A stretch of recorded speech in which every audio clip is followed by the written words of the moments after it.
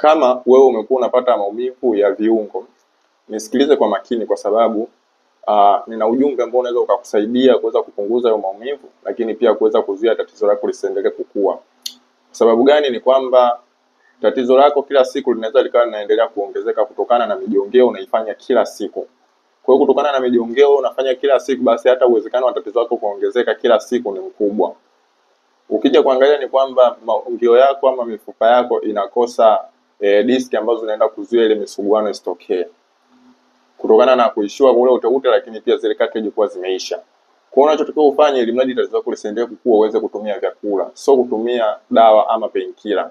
Kutumia painkiller peke yake haitaweza kudhibiti tatizo, kwa sababu painkiller zinachofanya ni kutoa matokeo ya hapo kwa hapo, kwa sababu zenyewe zinaenda kukata maumivu katika mishipa yako ya nerve. Sasa kama ukiendelea kutumia painkiller, tatizo lako linaweza likaongezeka kwa asilimia kubwa, na usijue kama tatizo lako linaongezeka kwa ukubwa huo, kwa sababu wakati misuguano inaendelea kutokea mikubwa, wewe umetumia painkiller ambayo inasaidia kupunguza maumivu. Lakini kitu kibaya ni kwamba mwisho wa siku zile painkiller pia, maumivu yakishazidi kuwa makubwa au matatizo likizidi kuwa kubwa, painkiller zinakuwa zireact kwenye tatizo lako.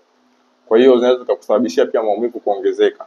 Kwa wagonjwa wangu wengi ambao nimewahudumia, baada ya kutumia painkiller kwa muda mrefu, mwisho wa siku tatizo limefikia stage ambayo hata kutumia painkiller maumivu yakakata, lakini pia anakuambia maumivu yamezidi mara mbili ilivyokuwa mwanzo. Kwa hiyo painkiller sio solution. Unachotakiwa utumie vyakula. Tumia vyakula ambavyo vina vitamini D kwa wingi. Kwa hiyo vyakula vyenye vitamini D vitakusaidia sana kupunguza ili tatizo lako lisiendelee kukua. Sasa ni vyakula gani vyenye vitamini D? Kwa mfano maziwa ya mtindi. Mtindi ni mzuri sana, ni moja kati ya chakula ambacho kina vitamini D kwa wingi. Kwa hiyo utakapotumia mtindi inaweza ikasaidia kupunguza hayo maumivu kwa kiasi kikubwa. Lakini ukiachana na mtindi, hata mayai sasa kile kiini chake cha katikati ni kitu kizuri sana katika kutoa vitamini D. Kwa hiyo ukitumia pia inaweza kupunguza kwa kiasi kikubwa pia maumivu yako. Kwa hiyo vitamini D ni kitu kizuri ambacho unatakiwa ukitumie ili mradi kuweza kupunguza maumivu yako yasiendelee kukua. Lakini ukiachana na vitamini D, unatakiwa utumie vyakula vya mboga za majani. Tumia mboga za majani kwa kiasi kikubwa sana, kwa sababu zina collagen nyingi, lakini pia zina glucosamine, zina chondroitin kwa wingi. Kwa hiyo zitakusaidia sana kupunguza maumivu yako. Mboga za majani za aina mbalimbali, spinachi, chainizi, mchicha, tembele. Vyakula vya mboga za majani mbalimbali ukitumia zitaweza zikakusaidia kwa kiasi kikubwa. Kwa hiyo una tabia kupata mboga za majani ili mradi uweze kutatua ile tatizo lako, lakini pia kupunguza maumivu. Lakini kitu kingine ambacho unaweza ukatumia ni kutumia vyakula ambavyo vina asili ya mafuta. Hapa tunaongelea kwa mfano mbegu za karanga, mbegu za maboga, huo unatumia katika mlo wako. Lakini pia unaweza ukatumia samaki wenye aina ya Solomon. Ni samaki wazuri sana katika kubalance ama kuongeza mafuta ya omega 3 mwilini mwako, sababu yale mafuta yanaenda kuimarisha pia joint zetu. Kwa hiyo yale ni mazuri sana. Kwa hiyo unapata hao samaki, lakini pia dagaa.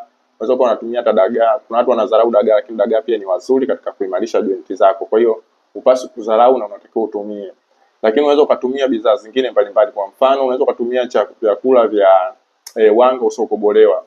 Product zote zenye asili ya wanga ambao hujakobolewa. Unaweza ukatumia unga wa lishe ule uko unatumia kuchemsha uji, unakunywa uji wake.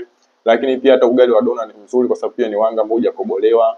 Hizi zina protini mbalimbali, lakini pia zinaenda kuongeza antioxidant mwilini mwako. Kwa hiyo ni nzuri kutumia, lakini unatakiwa utumie vyakula ambavyo unatakiwa utumie kuku. Unatakiwa utumie protini ambayo haina vyakula ambavyo vina protini lakini sio kwa kubwa, kwa mfano kuku.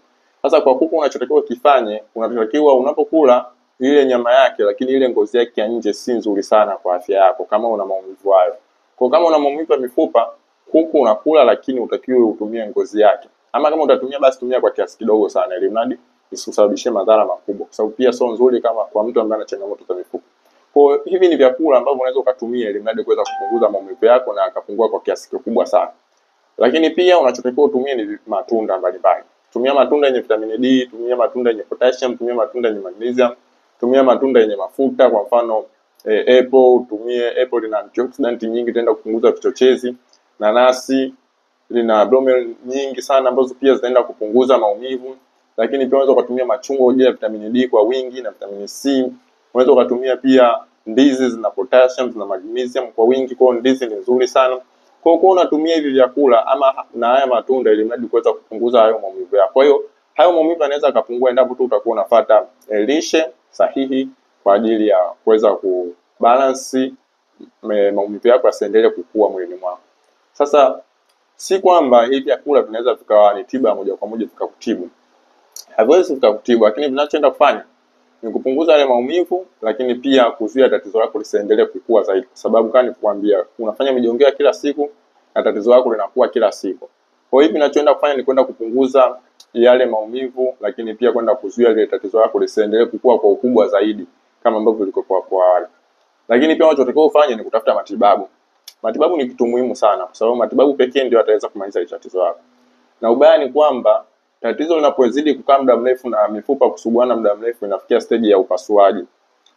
Ikifika stage ya upasuaji ni ngumu sana kuweza kutibu tatizo, kwa sababu hata ukija kusema uanze kutumia dawa kwa mfano za supplements itakuchukua muda mrefu. Inaweza kukuchukua hata miezi miwili, lakini pia kuna wengine inaweza kaenda hata mwezi wa 3 kwa sababu tatizo linakuwa ni kubwa zaidi. Kwa mfano kuna mama ambaye nilimhudumia mwezi uliopita, ambaye alikuja kabisa anatembea hadi magongo kiasi kwamba na alikuwa amewekewa alishafanywa upasuaji wa mifupa.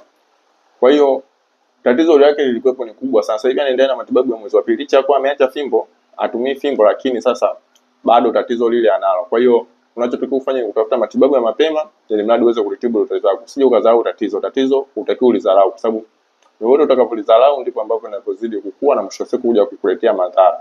Kwa dawa ni kitu muhimu sana. Jitahidi pia utafute dawa ili mradi uweze kutibu moja kwa moja tatizo lako, na hapo sasa ili mradi uje kukaa sawa. Lakini hata ukishamaliza kutibu, basi jaribu sasa kuzingatia vyakula, kwa sababu hili ni tatizo ambalo linasababishwa pia na mtindo wa maisha. Unaweza kupunguza kula nyama nyekundu kwa wingi, kwa sababu nyama nyekundu zinaweza zikaongeza uric acid nyingi mwilini, ambapo uric acid inaweza kaenda kushambulia mifupa yako. Kwa hiyo unaweza kupunguza nyama nyekundu ili mradi sasa kuweza, na hii hata saizi unatakiwa upunguze nyama nyekundu ili mradi sasa usizidi kuongeza uric acid nyingi mwilini mwako.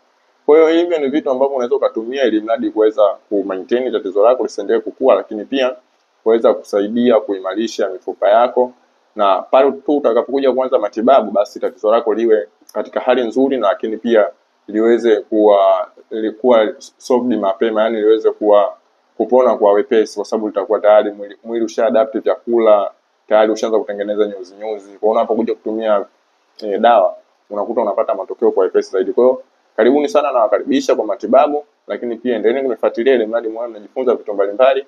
Nitakuwa najitahidi kuwafundisha vitu mbalimbali ambavyo vitaenda kusaidia kuimarisha joint zenu. Lengo tu ni kuendeleza kutengeneza uimara wa afya yako, lakini pia kuweza kutengeneza uimara wa jamii nzima kwa ujumla.